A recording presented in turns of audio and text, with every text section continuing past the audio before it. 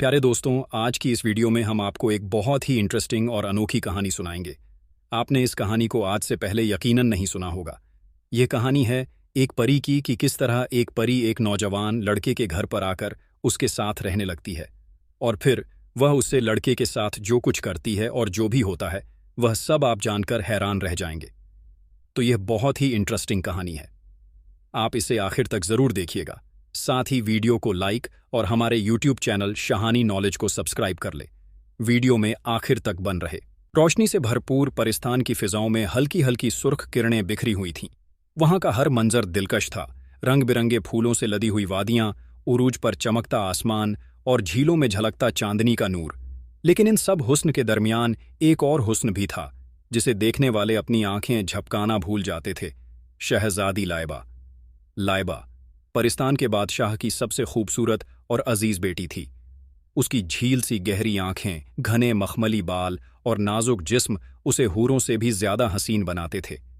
जब वो चलती तो यूं लगता जैसे फूलों से महकती हवा बह रही हो। लेकिन उसकी हसीन जिंदगी में एक साया था, एक मजबूरी जिससे भागना उसके लिए जरूरी था।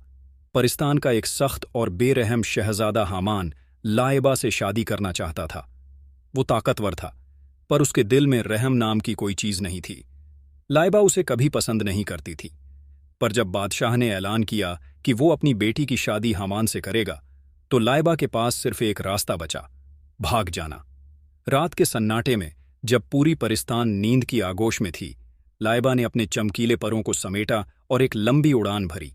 वो उड़ती रही, यहां तक कि उसे अपनी दुनिया बहुत पीछे छूटती महसूस हुई। उसकी मंजिल क्या थी उसे खुद भी नहीं पता था। बस वो इस कैद से आजादी चाहती थी। लेकिन किस्मत उसे कहां ले जा रही थी? शब के सन्नाटे में लाइबा हवाओं में तैरती रही। उसका दिल तेजी से धड़क रहा था। डर, बेचैनी और अजनबी दुनिया का खौफ सब उसके दिल में हलचल मचा रहे थे। वो इतनी दूर आ गई थी कि अब परिस्तान की रोशनी भी नजर नहीं आ रही थी। वो एक घने जंगल के ऊपर पहुंची जहां दूर दूर तक अंधेरा था। अचानक उसकी परवाज लड़खड़ा गई। उसकी तवज्जो अपने पीछे से आती एक तेज आवाज की तरफ गई। उसने पीछे मुड़कर देखा। हामान के सिपाही। उन्होंने उसका पीछा कर लिया था। लाइबा का दिल दहशत से कांप उठा। वो तेजी से नीचे की जानिब आई और अपनी परों को समेटकर एक झाड़ी के पीछे छुप गई। सिपाही उसे न देख सके और आगे बढ़ गए। लेकिन इस तेज उड़ान और खौफ के मारे उसकी सांसें बेतरतीब हो गई थीं। उसकी ताकत जवाब दे रही थी। आखिरकार वो होश खो बैठी और बेहोश होकर जमीन पर गिर पड़ी। सुबह की पहली किरण जब जंगल की शाखों से छनकर जमीन पर पड़ी तो एक नौजवान लकड़ियां काटने के लिए जंगल आया। वो लंबा कद, सुतवां जिस्म और गहरी आंखों वाला एक सादा लेकिन दिलकश नौजवान था। असफंद। असफंद नेक दिल था, गरीब था, लेकिन उसका दिल बहुत बड़ा था। जब उसने झाड़ियों के बीच एक नाजुक जिस्म को बेहोश पड़ा देखा तो चौंक गया। या अल्लाह, ये कौन है? उसने जल्दी से आगे बढ़कर लाइबा को संभाला। लाइबा का चेहरा चांद की तरह चमक रहा था। उसकी सांसें मध्यम थीं, लेकिन उसके हुस्न ने असफंद को कुछ लम्हों के लिए साकित कर दिया। बिस्मिल्लाह, ये कोई हूर है या इंसान? उसने खुद से सवाल किया। फिर उसने अपनी चादर उतार कर लाइबा के बदन को ढका और उसे अपने घर ले आया। असफंद ने लाइबा को अपने छोटे से घर में लाकर चारपाई पर लिटा दिया। उसका घर बहुत सादा लेकिन साफ सुथरा था। मिट्टी की दीवारें, लकड़ी की छत और एक कोने में रखा पुराना सा संदूक। घर में ज्यादा सामान नहीं था, लेकिन हर चीज में एक अपनापन झलकता था। लाइबा अब भी बेहोश थी। असफंद ने पास रखी मटकी से पानी निकाला और उसके चेहरे पर छींटे मारे। कुछ ही देर में उसकी हल्की हल्की हरकतें शुरू हो गईं। या अल्लाह, ये लड़की है या कोई परी? असफंद ने सोचा। तभी लाइबा की लंबी घनी पलकें कांपीं और उसकी आंखें धीरे धीरे खुलीं। वो घबराई हुई थी। जैसे ही उसने अपने इर्द गिर्द अजनबी माहौल देखा, वो एक झटके से उठ बैठी। मैं कहाँ हूं? उसकी आवाज नर्म लेकिन घबराई हुई थी। असफंद थोड़ा पीछे हटा और नरमी से बोला, डरने की जरूरत नहीं, आप महफूज हैं। मैं असफंद हूं। आपको जंगल में बेहोश पाया तो अपने घर ले आया। लाइबा ने गौर से असफंद को देखा। सादा मगर पुरकशिश चेहरा, सच्चाई से चमकती आंखें और एक मासूम सी मुस्कान। क्या तुम्हारा घर इंसानों की दुनिया में है? लाइबा ने अचानक पूछा। असफंद थोड़ा हैरान हुआ। हाँ, और कहाँ होगा? क्या तुम इंसानों की दुनिया से नहीं हो? लाइबा ने उसकी तरफ देखा, लेकिन कुछ जवाब नहीं दिया। वो अभी भी कमजोर महसूस कर रही थी। तुम फिक्र मत करो, मैं तुम्हारे लिए कुछ खाने का इंतजाम करता हूं, असफंद ने कहा और जल्दी से उठकर बाहर चला गया। लाइबा चारपाई पर बैठी रही। उसके दिल में एक अजीब सा सुकून था। क्या मैं सही जगह आ गई हूं? उसने खुद से सवाल किया। असफंद जल्दी से बाहर गया और अपने छोटे से चूल्हे पर दूध गर्म करने लगा। उसकी अम्मी का इंतकाल बहुत पहले हो चुका था और अब वो अकेले ही इस छोटे से घर में रहता था। मेहनत मजदूरी करके गुजारा करता, लेकिन उसका दिल बहुत बड़ा था। जब वो दूध लेकर अंदर आया तो देखा कि लाइबा गहरी सोच में डूबी हुई थी। उसकी आंखों में अजीब सा खौफ था, जैसे वो किसी मुसीबत से भागी हो। ये लो, गरम दूध पी लो, तुम्हारी तबीयत कुछ बेहतर हो जाएगी, असफंद ने नरमी से कहा। लाइबा ने हल्का सा मुस्कुराकर प्याला ले लिया। जब उसने दूध का पहला घूंट लिया तो उसके चेहरे पर एक राहत भरी मुस्कान आ गई। शुक्रिया, असफंद। तुम कौन हो? असफंद ने हिम्मत करके पूछ ही लिया। मैंने आज तक तुम्हारे जैसा हसीन किसी को नहीं देखा। तुम कोई अमीर घराने की लगती हो, लेकिन इतनी रात जंगल में तुम वहां कैसे पहुंची? लाइबा ने गहरी सांस ली। उसे समझ नहीं आ रहा था कि वो अपने बारे में बताए या नहीं, लेकिन असफंद की सच्चाई और नेकदिली उसकी आंखों में साफ झलक रही थी। मैं परिस्तान से आई हूं, लाइबा ने धीरे से कहा। असफंद हक्का बक्का रह गया। परिस्तान? हां, मैं परिस्तान की शहजादी लाइबा हूं। मेरे वालिद परियों के बादशाह हैं, लेकिन मैंने वहां से भागने का फैसला किया क्योंकि मेरी जबरदस्ती शादी एक बेरहम शहजादे से करवाई जा रही थी। असफंद को यकीन नहीं हो रहा था। परिस्तान, परियां, ये सब कहानियों में तो सुना था, लेकिन अब उसकी आंखों के सामने बैठी ये लड़की खुद को परिस्तान की शहजादी बता रही थी। क्या तुम सच कह रही हो? उसने हैरानी से पूछा। लाइबा ने हल्की मुस्कान के साथ अपनी कलाई आगे बढ़ाई। जैसे ही उसने उंगलियों से उसे छुआ, हल्की सी नूरानी चमक फिजा में बिखर गई। असफंद की आंखें फैल गईं। मैं झूठ नहीं बोल रही, असफंद, लाइबा ने कहा। मुझे तुम्हारी मदद की जरूरत है। असफंद कुछ देर तक उसे देखता रहा। फिर उसने गहरी सांस ली और मुस्कुरा दिया। अगर तुम मुसीबत में हो तो अब तुम्हारी हिफाजत मेरी जिम्मेदारी है। जब तक मैं जिंदा हूं, कोई तुम्हें तकलीफ नहीं पहुंचा सकता। लाइबा की आंखों में नरमी उतर आई। शायद पहली बार उसे किसी अजनबी पर भरोसा हो रहा था। लाइबा के चेहरे पर पहली बार इत्मीनान झलकने लगा था। उसने पहली बार खुद को महफूज महसूस किया। परिस्तान से भागने के बाद ये पहली जगह थी जहां उसे सुकून मिल रहा था। असफंद अब भी लाइबा को अजीब सी नजरों से देख रहा था। तो तुम वाकई परिस्तान की शहजादी हो? उसने फिर से पूछा। लाइबा मुस्कुराई। हां, और मैं पहली बार इंसानों की दुनिया में आई हूं। मुझे नहीं पता कि मैं यहां कितने दिन रहूंगी, लेकिन जब तक हामान के सिपाही मुझे ढूंढ नहीं लेते, मुझे छुप कर रहना होगा। असफंद ने कुछ सोचा और फिर कहने लगा, अगर तुम्हें यहां रहना है तो तुम्हें इस दुनिया में घुलना मिलना सीखना होगा। लोग अगर तुम्हारी हकीकत जान गए तो मुश्किल हो सकती है। लाइबा ने सर हिलाया। मैं समझ सकती हूं, लेकिन मैं यहां कुछ कर सकती हूं। मैं बेकार बैठना नहीं चाहती। असफंद उसकी बात सुनकर मुस्कुराया। अगर तुम चाहो तो घर के काम में मदद कर सकती हो, और हां, गांव की औरतों की तरह रहना सीखना पड़ेगा। तुम्हारी ये चमकती हुई पोशाक और ये नूरानी हुस्न लोगों को शक में डाल सकता है। लाइबा हंस पड़ी। तो मुझे क्या करना होगा? असफंद उठा और अंदर के छोटे से संदूक से एक सादा दुपट्टा निकाला।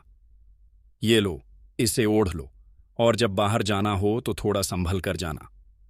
लाइबा ने दुपट्टा लिया और ओढ़ लिया। जैसे ही उसने शीशे में खुद को देखा, हंसने लगी।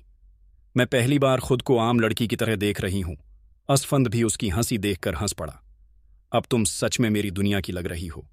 लेकिन असफंद के दिल में अजीब सा एहसास जाग रहा था। कहीं वो इस शहजादी के हुस्न और मासूमियत में फंस तो नहीं रहा। असफंद के घर में अब एक नई रौनक आ गई थी। लाइबा की मौजूदगी से हर चीज में एक अजीब सी गर्माहट भर गई थी। उसकी मुस्कान, उसकी बातें, उसकी मासूमियत ने इस छोटे से घर को जन्नत बना दिया था। लेकिन असफंद के दिल में एक अजीब सी कशमकश थी। जब भी वो लाइबा को देखता, उसका दिल तेजी से धड़कने लगता, लेकिन फिर खुद को समझाता, असफंद, वो परिस्तान की शहजादी है और तू एक गरीब आदमी। तू कैसे उसके बारे में सोच सकता है? लाइबा ने अब इंसानों की दुनिया को समझना शुरू कर दिया था। वो रोज असफंद के साथ घर के छोटे मोटे कामों में मदद करती। कभी मिट्टी के चूल्हे पर रोटी बनाने की कोशिश करती तो कभी आंगन में रखे घड़े से पानी निकालती। असफंद, ये दुनिया सच में बहुत अलग है, एक दिन उसने मुस्कुराते हुए कहा। असफंद हंस पड़ा। तुम्हें अभी बहुत कुछ देखना है, ये दुनिया उतनी आसान नहीं जितनी तुम सोच रही हो। लाइबा ने गहरी सांस ली। मुझे तुम्हारी दुनिया अच्छी लगने लगी है। यहां कम से कम लोग मेरी मर्जी के खिलाफ शादी करने के लिए मजबूर नहीं करते। असफंद ने उसकी बात सुनकर अपनी आंखें नीची कर लीं। उसे नहीं पता था कि वो लाइबा की मोहब्बत में पड़ रहा है या नहीं, लेकिन एक अजीब सा खिंचाव महसूस करने लगा था। अब तक गांव वालों को भी ये पता चलने लगा था कि असफंद के घर में कोई लड़की रह रही है। पड़ोस की एक बूढ़ी औरत, दादी अमीना, ने एक दिन असफंद को रोक लिया। बेटा, ये लड़की कौन है? मैंने पहले इसे कभी गांव में नहीं देखा, उन्होंने सवाल किया। असफंद थोड़ा घबरा गया, लेकिन फिर जल्दी से संभल कर बोला, वो बहुत दूर से आई है। उसके पास कोई नहीं है, इसलिए मैंने उसे पनाह दी है। दादी अमीना ने गहरी निगाहों से उसे देखा, फिर हंसते हुए बोली, खैर, जो भी हो, अल्लाह ने तुझे नेक दिल बनाया है, लेकिन बेटा, दुनिया की नजरों से बचकर रहना। असफंद ने सिर हिला दिया, लेकिन अब उसे एहसास हो गया था कि ज्यादा दिन तक ये राज छुपा नहीं रहेगा। गांव में लाइबा की मौजूदगी अब लोगों की बातचीत का हिस्सा बनने लगी थी। हालांकि किसी ने अब तक खुलकर सवाल नहीं किया था, लेकिन शक की परछाइयां गहराने लगी थीं। असफंद इस बात को समझ चुका था, इसलिए उसने लाइबा से कहा, अब तुम्हें ज्यादा एहतियात बरतनी होगी। अगर लोग ज्यादा सवाल करने लगे तो हमें मुश्किल हो सकती है। लाइबा ने सिर हिलाया। मैं समझ रही हूं असफंद, लेकिन मैं हमेशा छुप कर नहीं रह सकती। मुझे किसी न किसी दिन परिस्तान लौटना ही होगा। असफंद को ये बात सुनकर अजीब सा महसूस हुआ। तो क्या ये हसीन दिन बस कुछ वक्त के मेहमान हैं? उसने खुद से सवाल किया।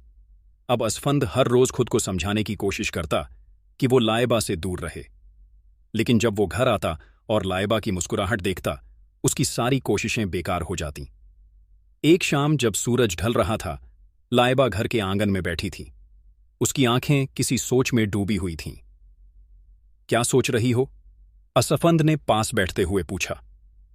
लाइबा ने हल्की मुस्कान के साथ उसकी तरफ देखा। बस यही कि इस दुनिया में सुकून बहुत है, लेकिन मेरे लिए ये जगह हमेशा की नहीं हो सकती। असफंद ने अपने दिल को संभाला और बोला, तो क्या तुम यहां से जाने का फैसला कर चुकी हो? लाइबा ने कोई जवाब नहीं दिया। उसकी आंखों में उलझन थी। अभी उनकी बातें चल ही रही थीं कि दरवाजे पर किसी ने जोर से दस्तक दी। असफंद चौंक गया। इतनी रात को कौन हो सकता है? उसने दरवाजा खोला तो देखा कि गांव का एक आदमी खड़ा था। रियाज। असफंद, लोग तुम्हारे बारे में बातें कर रहे हैं। सबको शक है कि तुमने किसी अजनबी लड़की को घर में छुपाया है। अगर किसी को पता चल गया कि वो कौन है तो मुश्किल खड़ी हो सकती है। असफंद के दिल की धड़कन तेज हो गई। अब हालात और नाजुक हो चुके थे। रियाज की बात सुनकर असफंद के माथे पर शिकन उभर आई। उसने दरवाजे के पीछे झांका। लाइबा अंदर घबराई हुई खड़ी थी। लोग क्या कह रहे हैं? असफंद ने सख्त लहजे में पूछा। रियाज ने इधर उधर देखा और धीमी आवाज में बोला, कुछ लोगों ने तुम्हारे घर के पास एक अजनबी लड़की को देखा है। गांव में अफवाह फैल रही है कि या तो वो किसी ऊंचे घराने की भागी हुई लड़की है या फिर क्या? असफंद ने तीखी नजरों से घूरा। या फिर कोई जिन्न या परी, रियाज ने धीमी आवाज में कहा। असफंद ने एक गहरी सांस ली। मामला अब हाथ से निकलने वाला था। उसे कुछ करना था और जल्दी करना था। असफंद ने दरवाजा बंद किया और अंदर आया। लाइबा की आंखों में फिक्र थी। असफंद, अब क्या होगा? असफंद ने उसे तसल्ली दी। जब तक मैं जिंदा हूं, कोई तुम्हें नुकसान नहीं पहुंचा सकता, लेकिन अब तुम्हें बहुत एहतियात से रहना होगा। लाइबा ने धीरे से सिर हिलाया। अगर मुझे जाना पड़ा तो तुम? असफंद ने उसकी आंखों में देखा। वो खुद को रोक नहीं सका और कह बैठा, मैं नहीं चाहता कि तुम जाओ। लाइबा ठहर गई। उसकी आंखों में कुछ ऐसा जज्बा था जिसे उसने पहले कभी महसूस नहीं किया था।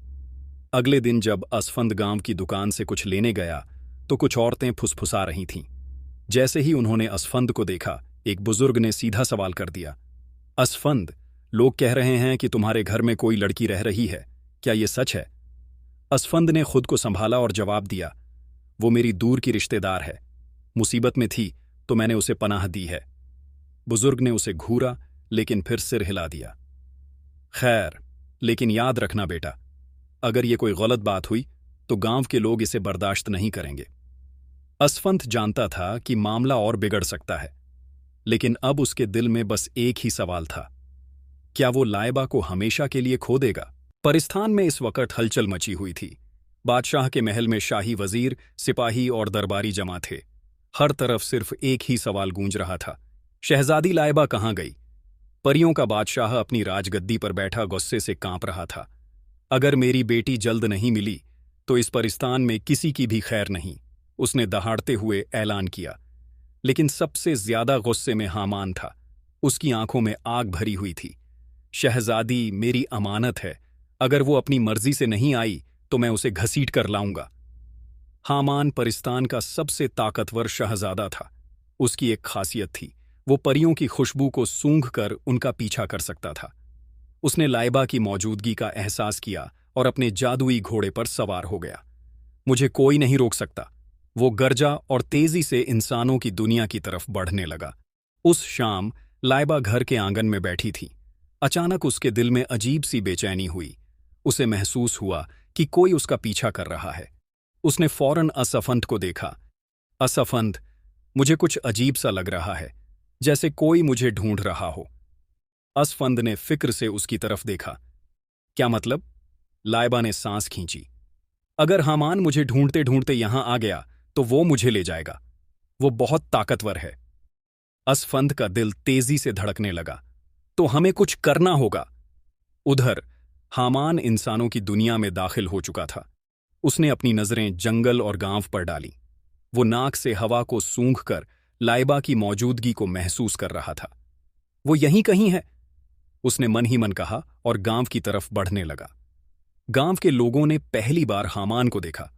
उसकी मौजूदगी अलग थी, लंबा कद, शाही लिबास और एक अजीब सा रोब।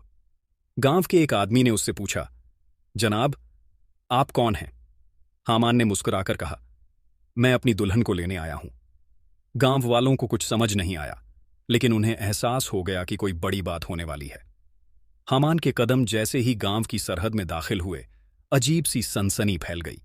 उसकी आंखों में वो चमक थी जिससे लोग खुद ब खुद उसके सामने झुकने को मजबूर हो जाएं।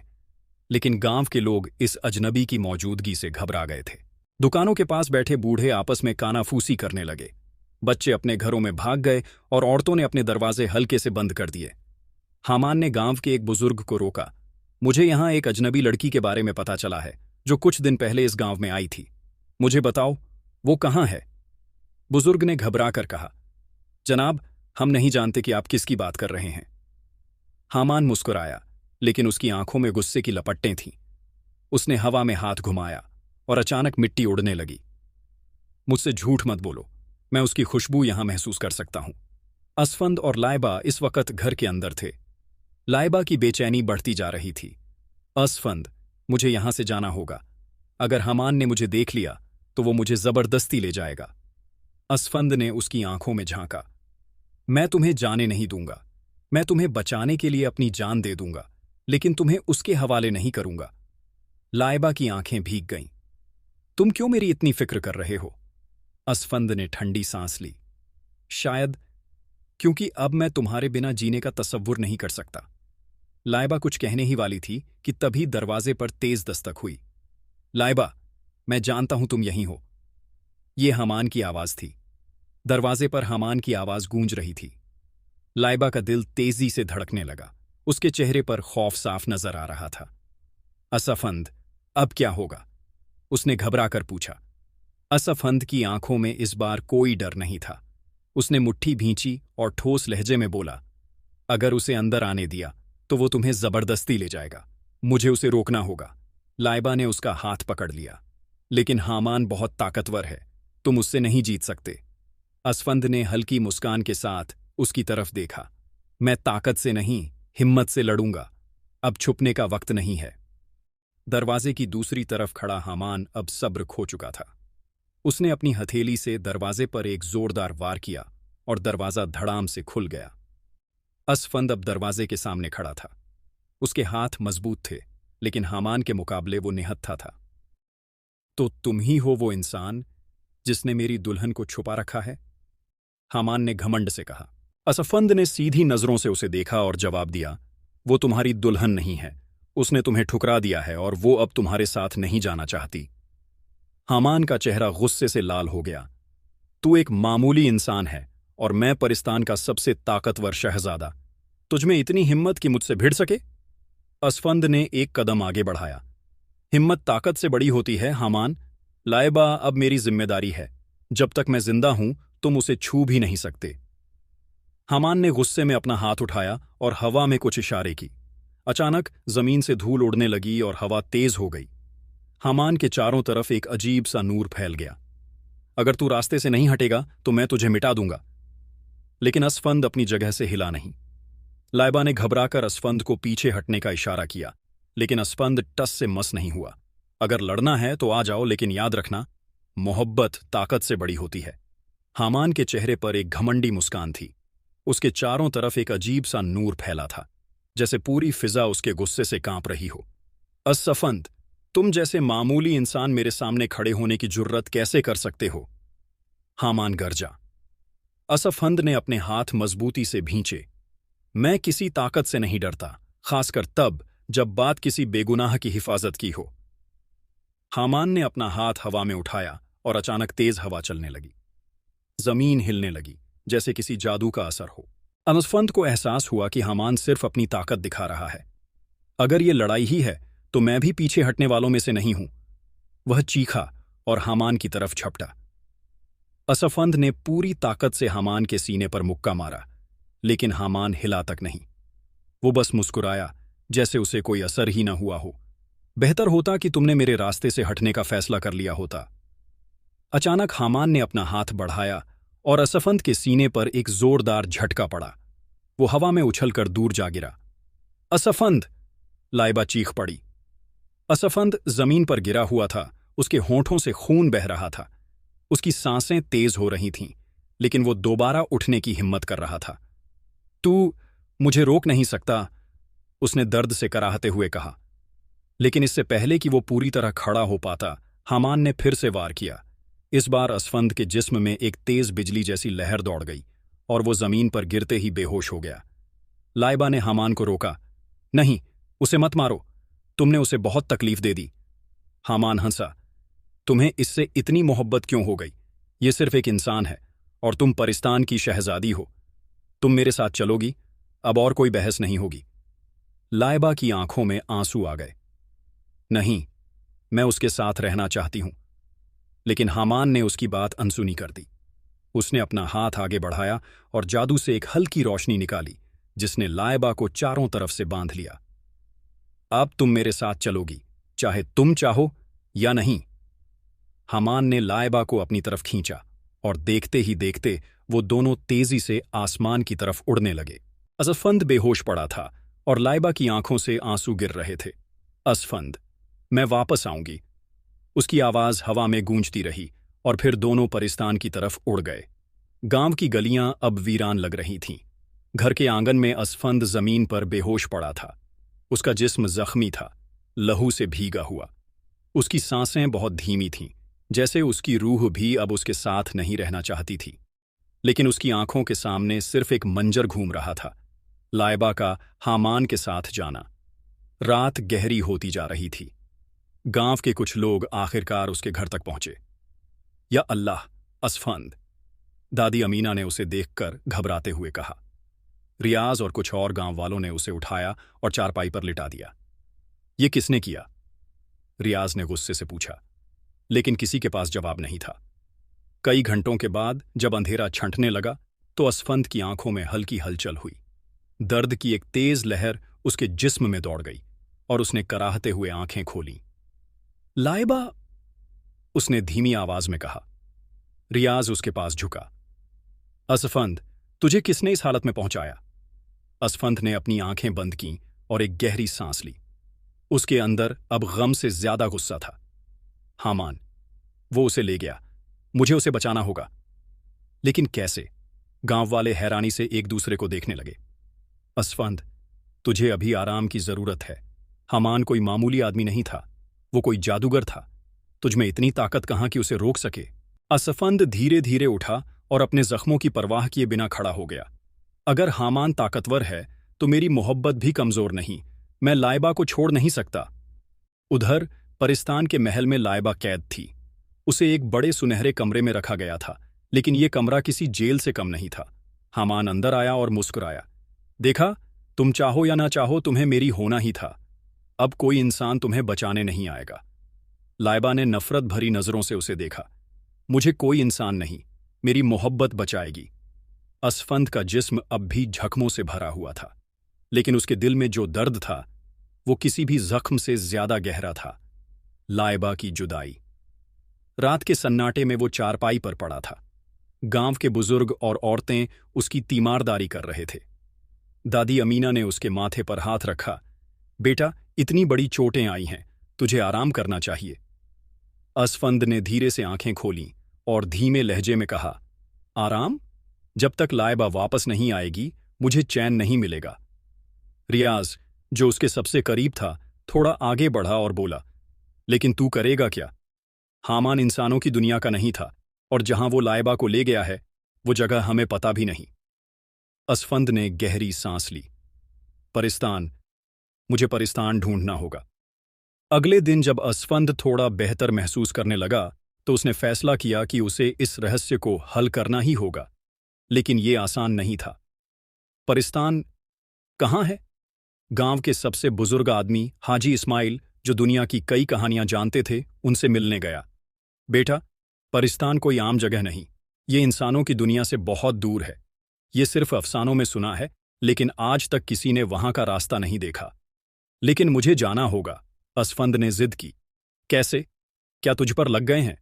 रियाज हंसा। असफंद ने गहरी सांस ली।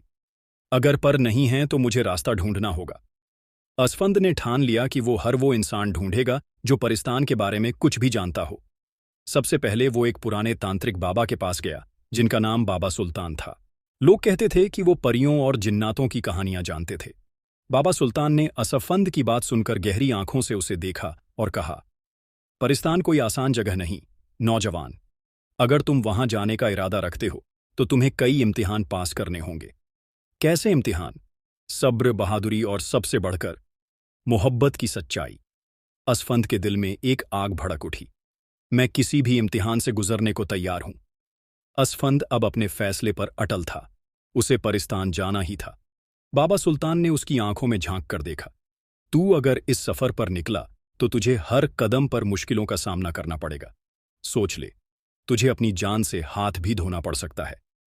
असफंद ने बिना झिझक जवाब दिया, अगर जान देकर भी लाइबा को बचा सकता हूं तो मुझे परवाह नहीं। बाबा सुल्तान हल्का सा मुस्कुराए। तो ठीक है, परिस्तान का रास्ता कोई सीधा रास्ता नहीं, बल्कि इम्तिहानों से होकर जाता है। पहला इम्तिहान तुझे इस जंगल में देना होगा। बाबा सुल्तान ने उसे एक पुराना नक्शा दिया। ये नक्शा एक ऐसे जंगल का है जहां अब तक कोई इंसान जिंदा नहीं लौटा, लेकिन अगर तू इस जंगल को पार कर ले तो तुझे तेरी मंजिल का पहला सुराग मिल सकता है। असफंद ने नक्शा अपने पास रखा और सफर के लिए तैयार हो गया। क्या ये सही में इतना खतरनाक है? रियाज ने फिक्र से पूछा। डर से जीतना है तो डर से लड़ना होगा, असफंद ने जवाब दिया। असफंद अकेला जंगल में दाखिल हुआ। चारों तरफ घना अंधेरा था। लंबी लंबी पेड़ की शाखाएं ऐसे झुकी हुई थीं जैसे कोई उसे रोकना चाहता हो। वो आगे बढ़ता रहा, लेकिन हर कदम पर उसे अजीब सी सरसराहट सुनाई देती। ये जगह अजीब लग रही है, उसने खुद से कहा।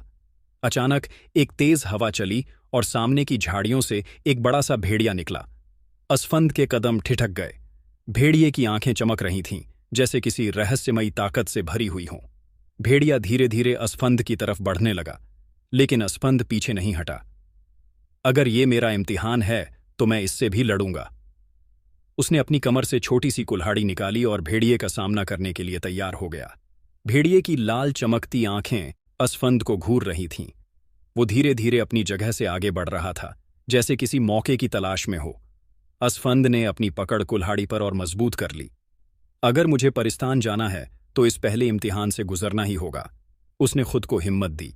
भेड़िया अब ज्यादा देर इंतजार करने के मूड में नहीं था। उसने एक जोरदार दहाड़ मारी और तेजी से असफंद की तरफ झपटा। असफंद ने तेजी से झुककर खुद को बचाया और कुल्हाड़ी से एक वार किया, लेकिन भेड़िया बहुत फुर्तीला था। उसने छलांग लगाई और असफंद के हाथ से कुल्हाड़ी गिरा दी। अब असफंद निहत्था था। भेड़िए ने दोबारा हमला किया और इस बार असफंद को बाजू पर गहरा जख्म दे दिया। उसका जिस्म दर्द से कांप उठा, लेकिन उसने हार नहीं मानी। असफंद ने जल्दी से आसपास देखा। उसके कदमों के पास एक लंबी लकड़ी पड़ी थी। जैसे ही भेड़िया फिर से हमला करने के लिए झपटा, असफंद ने बिजली की तेजी से लकड़ी उठाई और उसे भेड़िए के मुंह में दे मारा। भेड़िया दर्द से कराहते हुए पीछे हटा। उसने दोबारा हमला करने की कोशिश की, लेकिन असफंद ने एक और जोरदार वार किया, जिससे भेड़िया लड़खड़ा गया। फिर अचानक भेड़िया एक अजीब सी चीख मारते हुए हवा में घुलने लगा और कुछ ही सेकंड में गायब हो गया। असफंद हांफता हुआ खड़ा रहा। तो ये कोई आम भेड़िया नहीं था, ये किसी जादू का हिस्सा था। जैसे ही भेड़िया गायब हुआ, एक चमकदार पत्थर जमीन पर गिरा। असफंद ने उसे उठाया तो उसमें से एक धीमी आवाज आई, तूने पहला इम्तिहान पास कर लिया, लेकिन सफर अभी बाकी है। असफंद ने पत्थर को मुट्ठी में बंद कर लिया और आगे बढ़ गया। अब उसे परिस्तान का अगला सुराग ढूंढना था। असफंद ने अपनी सांसें संभालते हुए चमकते हुए पत्थर को देखा। उसकी नर्म रोशनी किसी रहस्य का इशारा कर रही थी। तो ये मेरा पहला सुराग है? उसने खुद से सवाल किया। वो धीरे धीरे जंगल के और अंदर बढ़ने लगा। हर तरफ अजीब सी खामोशी थी, जैसे कोई उसकी हर हरकत पर नजर रख रहा हो। कुछ दूर चलने के बाद उसे एक पुराना दरवाजा दिखा। ये एक बड़ी पत्थर की चट्टान में बना था, जिस पर अजीबोगरीब नक्श और लकीरें बनी हुई थीं। असफंद दरवाजे के करीब गया और उस पर हाथ रखा। अचानक पत्थर के अंदरूनी हिस्से में हल्की सी कंपन हुई और दरवाजे के ऊपर कुछ लिखा हुआ चमकने लगा। जो मोहब्बत के लिए आया है वही आगे बढ़ सकता है, लेकिन अगर नीयत साफ नहीं तो यहां से लौट जाओ। असफंद ने मुस्कुराकर कहा, अगर इम्तिहान मोहब्बत का है तो मैं हर मुश्किल सहने को तैयार हूं। जैसे ही उसने चमकते हुए पत्थर को दरवाजे के बीच रखा, अचानक जमीन हिलने लगी। दरवाजा धीरे धीरे खुलने लगा और अंदर से एक तेज रोशनी निकली। दरवाजे के पार एक अलग ही दुनिया थी। वहां की जमीन हल्की सुनहरी थी और पेड़ चांदी जैसे चमक रहे थे। आसमान में छोटे छोटे जुगनू उड़ रहे थे, जो सितारों की तरह रोशनी बिखेर रहे थे। असफंद ने हैरानी से चारों तरफ देखा। क्या ये परिस्तान का रास्ता है? उसने खुद से कहा। लेकिन तभी, जैसे ही असफंद दरवाजे के अंदर दाखिल हुआ, हवा में एक अजीब सी गड़गड़ाहट हुई। अचानक जमीन से एक लंबा और ताकतवर रखवाला प्रकट हुआ। उसके हाथ में एक चमकती हुई तलवार थी और उसकी आंखों में कोई रहम नहीं था। इंसान, तुमने यहां आने की जुर्रत कैसे की? रखवाले ने गरजते हुए पूछा। असफंद ने पीछे हटने के बजाय उसकी आंखों में देखा। मैं लाइबा को बचाने आया हूं। रखवाले ने तलवार घुमाई। अगर तुम्हें परिस्तान जाना है तो पहले मुझे हराना होगा। असफंद ने अपनी मुट्ठी भींची। अब उसे अपने सबसे मुश्किल इम्तिहान का सामना करना था। असफंद के सामने जो खड़ा था वो कोई मामूली पहरेदार नहीं था। उसकी लंबी कदकाठी, चमकती तलवार और आंखों में जलती हुई आग इस बात का इशारा थी कि वो परिस्तान का कोई ताकतवर रखवाला था। अगर तुम परिस्तान जाना चाहते हो तो तुम्हें पहले मेरी तलवार का सामना करना होगा। रखवाले की भारी आवाज गूंजी। असफंद ने गहरी सांस ली और अपनी कमर से छोटी कुल्हाड़ी निकाल ली। अगर मुझे लड़ना ही है तो मैं पीछे हटने वालों में से नहीं हूं। रखवाले ने बिना किसी चेतावनी के अपनी तलवार असफंद की तरफ झटके से घुमाई। उसकी तलवार की धार इतनी तेज थी कि वो हवा को चीरते हुए आई। असफंद ने मुश्किल से खुद को पीछे किया, लेकिन तलवार की नोक उसकी बाजू को छू गई, जिससे हल्का सा जख्म हो गया। बहुत तेज है, लेकिन मैं इसे हरा सकता हूं, असफंद ने खुद से कहा। इस बार उसने खुद पहल की। वो तेजी से झपटा और अपनी कुल्हाड़ी से वार किया, लेकिन जैसे ही कुल्हाड़ी पहरेदार के जिस्म से टकराई, एक चमकीली ढाल प्रकट हुई और कुल्हाड़ी वापस झटके से उछल गई। क्या इस पर हथियारों का असर नहीं हो रहा? असफंद चौंक गया। रखवाले ने हंसते हुए कहा, मैं परिस्तान के दरवाजे की हिफाजत करता हूं, मुझ पर इंसानी हथियारों का असर नहीं होता। अब असफंद को समझ आ गया कि ताकत से ये लड़ाई नहीं जीती जा सकती। उसे कोई और तरीका निकालना होगा। उसने जल्दी से इधर उधर देखा, चारों तरफ अजीब से पेड़ थे, जिनके पत्ते सुनहरे थे और जड़ों में हल्की रोशनी थी। यही मेरी जीत का रास्ता है। असफंद के दिमाग में एक ख्याल आया। जब पहरेदार ने फिर से हमला किया, असफंद ने तेजी से एक बड़े पेड़ के पीछे छलांग लगाई। रखवाले ने गुस्से में तलवार चलाई, लेकिन उसकी तलवार जैसे ही पेड़ से टकराई, एक तेज चिंगारी निकली और वो कुछ देर के लिए लड़खड़ा गया। यही मौका है। असफंद ने फौरन पेड़ की एक मजबूत टहनी तोड़ी, जो अंदर से हल्की सुनहरी थी। जैसे ही पहरेदार ने दोबारा हमला करने की कोशिश की, असफंद ने वो टहनी उठाकर उसके सीने पर जोर से मारी। अचानक पहरेदार की आंखें चौड़ी हो गईं। उसकी तलवार जमीन पर गिर गई और उसके जिस्म से सुनहरी रोशनी निकलने लगी। तूने सही चीज इस्तेमाल की। परिस्तान के जंगल का कोई भी हिस्सा इस दुनिया के पहरेदार को मात दे सकता है। धीरे धीरे पहरेदार की ताकत कम होने लगी और कुछ ही पलों में वो पूरी तरह गायब हो गया। जैसे ही पहरेदार हारा, दरवाजे पर खुद ब खुद नूरानी रोशनी फैलने लगी। असफंद ने गहरी सांस ली और खुद से कहा, अब मैं परिस्तान में दाखिल होने वाला हूं। लाइबा, मैं आ रहा हूं। जैसे ही उसने दरवाजे की तरफ कदम बढ़ाया, उसे एक अजीब सी मीठी खुशबू महसूस हुई। अब उसके सामने परिस्तान था, एक जादुई, रहस्यमयी और हसीन दुनिया, जहां परियों की हुकूमत थी और जहां लाइबा कैद थी। असफंद ने सामने खड़े रहस्यमयी रखवाले को घूरा। उसकी आंखें सुर्ख और रोशन थीं, जैसे वो अंधेरे में भी सब कुछ देख सकता था। उसके हाथ में एक लंबी नुकीली तलवार थी जो चमक रही थी। इंसान, परिस्तान में कदम रखने की हिम्मत कैसे हुई? रखवाले की भारी आवाज गूंजी। असफंद ने मुट्ठियां भींच लीं। मैं अपनी मोहब्बत को वापस लेने आया हूं, मुझे कोई नहीं रोक सकता। रखवाले ने हंसकर कहा, तुम इंसानों को लगता है कि सिर्फ जज्बात के दम पर हर जंग जीती जा सकती है, लेकिन परिस्तान तक पहुंचना आसान नहीं। यहां तुम्हारी ताकत नहीं, तुम्हारी अक्ल और हिम्मत का इम्तिहान होगा। रखवाले ने एक झटके में अपनी तलवार घुमाई और असफंद को मुश्किल से पीछे हटना पड़ा।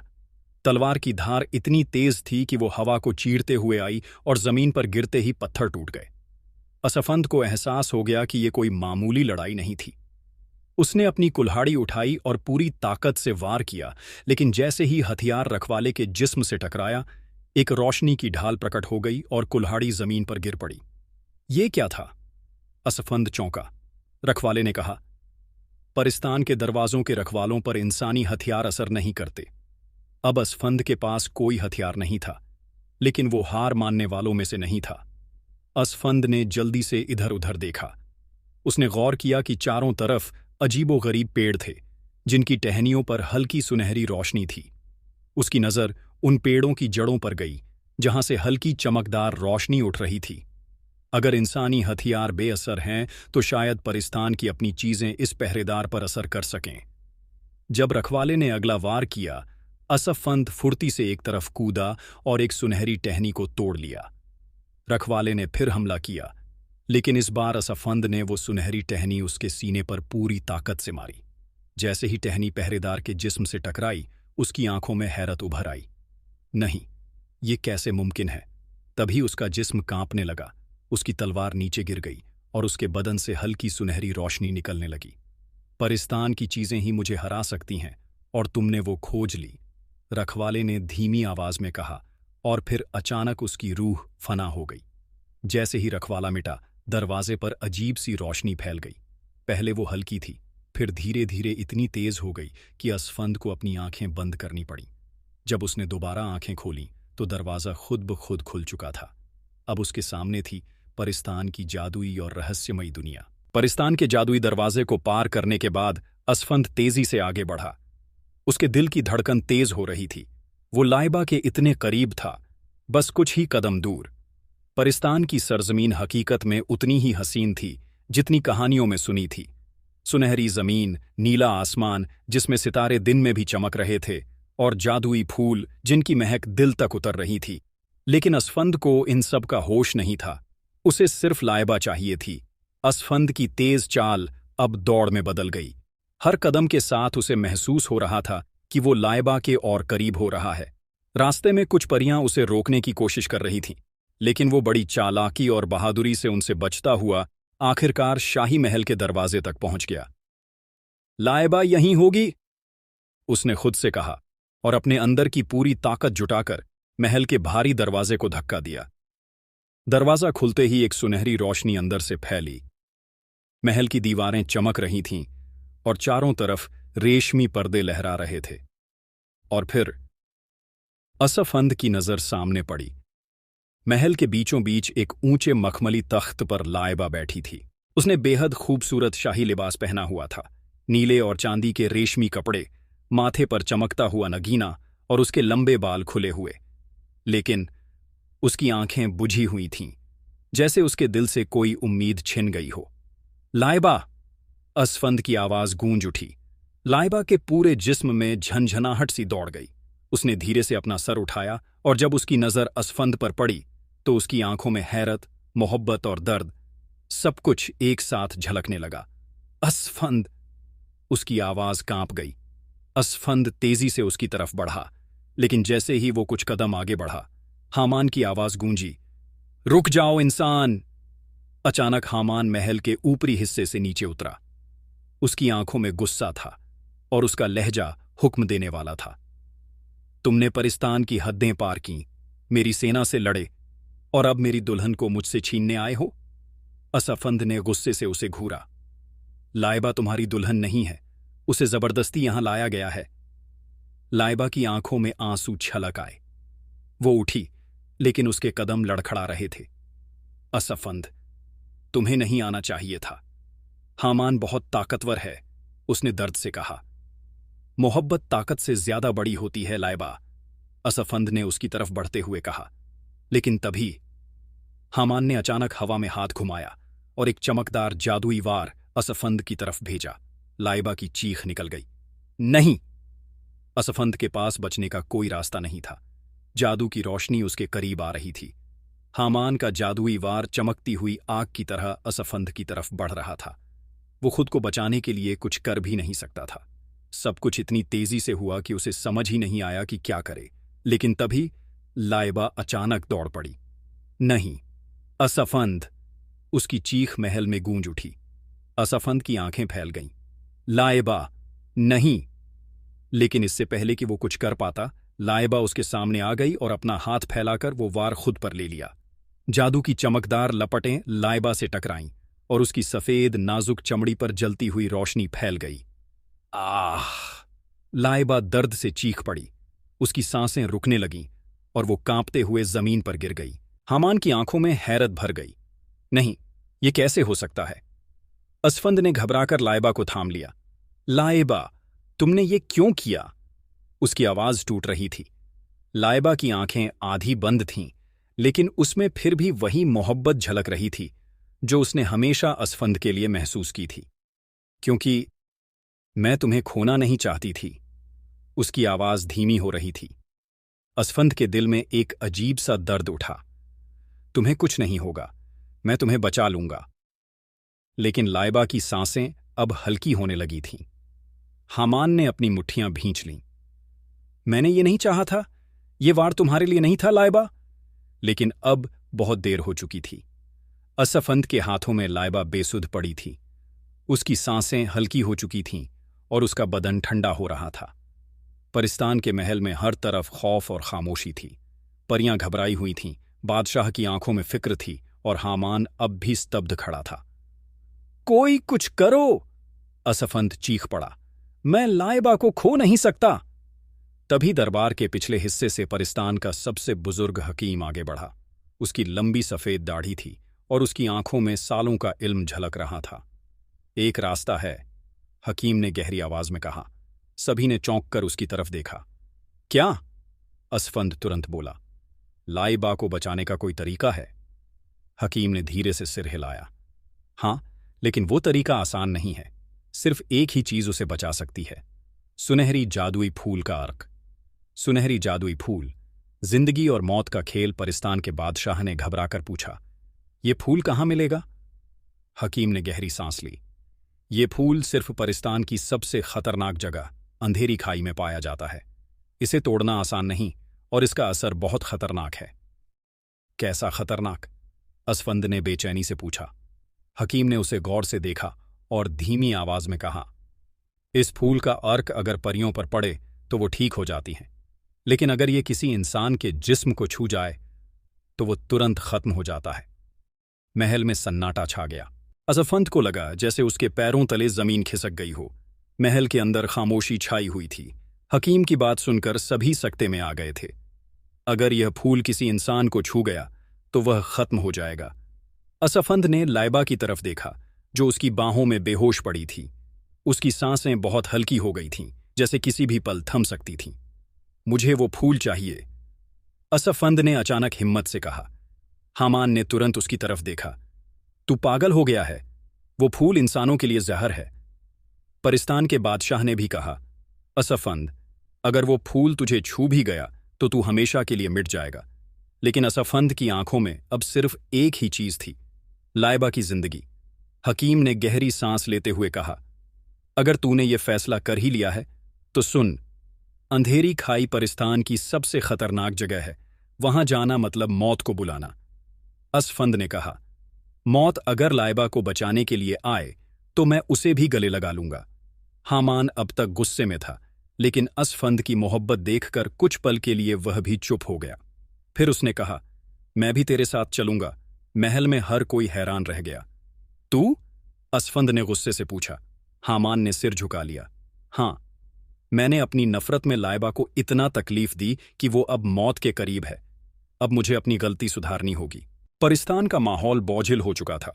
हर कोई अंधेरी खाई के खौफ से वाकिफ था। वहां जाना ऐसा था जैसे खुद अपने लिए मौत बुलाना। लेकिन असफंद और हामान के पास अब कोई और रास्ता नहीं था। अगर लाइबा को बचाना है तो हमें यह सफर करना ही होगा, असफंद ने ठोस लहजे में कहा। परिस्तान के बादशाह ने गंभीर आवाज में कहा, अगर तुम दोनों ने ये रास्ता चुना है तो याद रखना, वहां से जिंदा लौटना आसान नहीं होगा। असफंद और हामान ने सफर शुरू किया। महल से बाहर निकलते ही परिस्तान की खूबसूरत दुनिया धीरे धीरे बदलने लगी। हरे भरे जंगलों की जगह सूखी काली जमीन और बंजर पहाड़ों ने ले ली। आसमान गहरा नीला था, लेकिन वहां सूरज नहीं चमकता था। बस एक अजीब सी धुंधली रोशनी हर तरफ फैली थी। कुछ दूर चलने के बाद उन्होंने गहरी खाई देखी। ये कोई मामूली खाई नहीं थी। इसके चारों तरफ हवा में तैरते काले साए थे, जिनकी आंखें सुर्ख अंगारों जैसी चमक रही थीं। नीचे का अंधेरा इतना घना था कि उसमें कुछ भी नजर नहीं आ रहा था। तो ये है अंधेरी खाई। हामान ने गहरी सांस ली। असफंद ने उसे देखा। अब डर लग रहा है? हामान ने तीखी नजरों से असफंद को देखा। डर? मैं यहां लाइबा को बचाने आया हूं, न कि खुद को बचाने। जैसे ही असफंद और हामान ने आगे बढ़ने की कोशिश की, अचानक चार काले साए उनके सामने आ गए। तुम इंसानों की दुनिया के नहीं लगते, एक साए की गूंजती हुई आवाज आई। ये हमारे इलाके में क्या कर रहे हैं? दूसरा साया गुर्राया। अचानक एक साया असफंद के करीब आया और जैसे ही उसने उसे छूने की कोशिश की, असफंद को लगा जैसे उसकी रूह खींची जा रही हो। आह! असफंद दर्द से चीख पड़ा। हामान ने तुरंत अपनी जादुई ताकत से एक नूरी गोला बनाया और साए की तरफ उछाल दिया। रोशनी जैसे ही साए से टकराई, वो एक तेज चीख के साथ भाप बनकर उड़ गया। अंधेरी खाई में सन्नाटा पसरा हुआ था, लेकिन हवा में एक अजीब सी भारीपन था, जैसे कोई छुप कर देख रहा हो। असफंद अब भी अपने सीने पर हाथ रखे खड़ा था। क्या था ये? उसने गहरी सांस लेते हुए पूछा। हामान ने उसकी तरफ देखा और कहा, ये कोई आम साए नहीं थे, ये अंधेरी खाई के रखवाले हैं। अगर इनका वार पड़ जाए तो ये इंसान की रूह को खींचकर अंधकार में समा देते हैं। असफंद ने खुद को संभाला और कहा, तो हमें बिना वक्त गंवाए आगे बढ़ना होगा। रास्ता जो बदलता रहता था। जैसे ही दोनों आगे बढ़े, उन्होंने गौर किया कि रास्ता हर पल बदल रहा था। जो जगह एक पल पहले साफ थी, अगले ही पल वहां गहरी खाई बन जाती। जो रास्ता आगे बढ़ने लायक लगता, वो अचानक धुंध में गायब हो जाता। ये जगह जिंदा है, हामान ने धीमी आवाज में कहा। मतलब? असफंद ने चौंक कर पूछा। मतलब ये कि अंधेरी खाई अपने अंदर किसी को भी आसानी से घुसने नहीं देती। ये जगह हमें गुमराह करने की कोशिश कर रही है। असफंद ने गहरी सांस ली। तो हमें अपनी अक्ल और हिम्मत से इसका हल निकालना होगा। अचानक एक जगह उनके सामने एक चमकती हुई पुल प्रकट हुई। देखो, शायद ये रास्ता हमें उस फूल तक ले जाए, असफंद ने कहा। लेकिन जैसे ही उसने पहला कदम रखा, उसे अपने पीछे से लाइबा की आवाज सुनाई दी, असफंद, मत जाओ। असफंद के कदम वहीं रुक गए। उसने पीछे मुड़कर देखा और उसकी आंखें फटी रह गईं। वहां लाइबा खड़ी थी। उसकी आंखों में डर था और वो रो रही थी। असफंद, ये जाल है, ये रास्ता असली नहीं है। हामान भी हक्का बक्का रह गया। ये नामुमकिन है, लाइबा तो महल में बेहोश है। असफंद का दिमाग तेजी से दौड़ने लगा। अगर ये सच में लाइबा होती तो ये मुझे आगे जाने से क्यों रोकती, उसने सोचा। असफंद ने धीरे धीरे अपनी कुल्हाड़ी उठाई और उस लाइबा की तरफ उछाल दी। जैसे ही कुल्हाड़ी उसकी तरफ बढ़ी, वो लाइबा एक तेज चीख के साथ काले धुएं में बदल गई और गायब हो गई। हामान ने राहत की सांस ली। तो ये भी अंधेरी खाई का छलावा था। असफंद ने गहरी सांस ली। हमें यहां सिर्फ अपनी आंखों पर भरोसा नहीं करना होगा, हमें अपने दिल और दिमाग का इस्तेमाल भी करना होगा। अंधेरी खाई के छलावों से बचने के बाद असफंद और हामान ने आगे बढ़ना जारी रखा। हर कदम के साथ माहौल और भी रहस्यमयी और भारी होता जा रहा था। हवा में अजीब सी सनसनाहट थी, जैसे कोई अदृश्य ताकत उनके हर कदम पर नजर रख रही हो। अब ज्यादा दूर नहीं हो सकता, असफंद ने धीमे लहजे में कहा। तभी हामान ने दूर की ओर इशारा किया। वो देखो। कुछ ही दूरी पर एक चमकदार सुनहरी पौधा उगा हुआ था। उसकी पत्तियां हल्की रोशनी बिखेर रही थीं और उसके बीचों बीच एक अकेला सुनहरी फूल खिला हुआ था। यही वो फूल है। हामान की आंखों में उम्मीद झलकने लगी। असफंद ने राहत की सांस ली, लेकिन तभी जैसे ही उन्होंने फूल की तरफ कदम बढ़ाया, जमीन कांपने लगी। अचानक उनके सामने एक विशालकाय धुएं से बना साया प्रकट हुआ। उसकी आंखें अंगारों जैसी जल रही थीं और उसकी भारी आवाज गूंजी, जो इस फूल तक पहुंचना चाहता है, उसे अपनी कुर्बानी साबित करनी होगी। असफंद और हामान दोनों ठहर गए। कुर्बानी? असफंद ने फुसफुसाते हुए कहा। साया गुर्राया, तुम दोनों में से किसी एक को अपनी सबसे बड़ी चीज छोड़नी होगी, वरना ये फूल तुम्हारे हाथ नहीं आएगा। सुनहरी फूल के रखवाले की गूंजती आवाज अंधेरी खाई में गूंज रही थी। तुम दोनों में से किसी एक को अपनी सबसे बड़ी चीज कुर्बान करनी होगी, वरना ये फूल तुम्हारे हाथ नहीं आएगा। असफंद और हामान एक दूसरे की तरफ देखने लगे। हवा में सनसनाहट थी, जैसे ये जगह भी उनके फैसले का इंतजार कर रही हो। मैं अपनी जान देने को तैयार हूं, असफंद ने बिना सोचे कहा। हामान ने उसे घूरा। तू इतना बेवकूफ क्यों है? अगर तू मर गया तो लाइबा को बचाएगा कौन? असफंद ने ठंडी सांस ली। मेरी जान से ज्यादा बड़ी चीज मेरे लिए कुछ नहीं। अगर लाइबा को बचाने के लिए मुझे मरना पड़े तो मैं खुशी से ये कुर्बानी दूंगा। हामान चुपचाप खड़ा रहा। फिर उसने एक लंबी सांस ली और बोला, मेरी सबसे बड़ी चीज है मेरा गुरूर, मेरा घमंड। असफंद ने हैरानी से उसकी तरफ देखा। मैंने अपनी ताकत, अपनी हुकूमत और अपनी जिद के चलते लाइबा को जबरदस्ती हासिल करना चाहा, लेकिन अब मुझे समझ आया कि मोहब्बत जबरदस्ती नहीं होती। हामान ने एक कदम आगे बढ़ाया और फूल के रखवाले से कहा, मैं अपनी ताकत कुर्बान करता हूं। परिस्तान का सबसे ताकतवर शहजादा अब अपनी ताकत को छोड़ने के लिए तैयार है। रखवाले की लाल आंखें धीरे धीरे ठंडी पड़ने लगीं। तूने अपनी सबसे बड़ी चीज कुर्बान कर दी, तेरा इम्तिहान पूरा हुआ। जैसे ही ये शब्द हवा में गूंजे, सुनहरी फूल अचानक हिलने लगा और उसकी चमक और भी बढ़ गई। अब वो फूल असफंद के हाथों में था, लाइबा की जिंदगी की आखिरी उम्मीद। सुनहरी फूल अब असफंद के हाथों में था। उसकी चमकती पंखुड़ियां हल्की हल्की कांप रही थीं, जैसे उसमें खुद कोई जिंदगी हो। अब हमें फौरन परिस्तान लौटना होगा, असफंद ने कहा। उसकी आवाज में बेचैनी थी। हामान ने सिर हिलाया। हां, लेकिन हमें बहुत एहतियात से जाना होगा। अगर यह फूल गलती से तुझ पर गिर गया तो तू मिट जाएगा। असफंद ने फूल को रेशमी कपड़े में लपेटकर संभाल लिया और दोनों तेजी से अंधेरी खाई से बाहर निकलने लगे। लेकिन जैसे ही वे वापस लौटने लगे, खाई में एक आखिरी इम्तिहान उनका इंतजार कर रहा था। तुम लोग इतनी आसानी से नहीं जा सकते। अचानक जमीन हिलने लगी और वहीं काले साए फिर से उभर आए। हमने तुम्हें पहले ही चेतावनी दी थी, एक साए ने गहरी आवाज में कहा। असफंद ने गुस्से से जवाब दिया, अब हमें रोकने का कोई फायदा नहीं, हमारा इम्तिहान पूरा हो चुका है। लेकिन साए पीछे हटने को तैयार नहीं थे। तुम यह फूल लेकर नहीं जा सकते। हामान ने ठंडी सांस ली और फिर अपनी आंखें बंद कर लीं।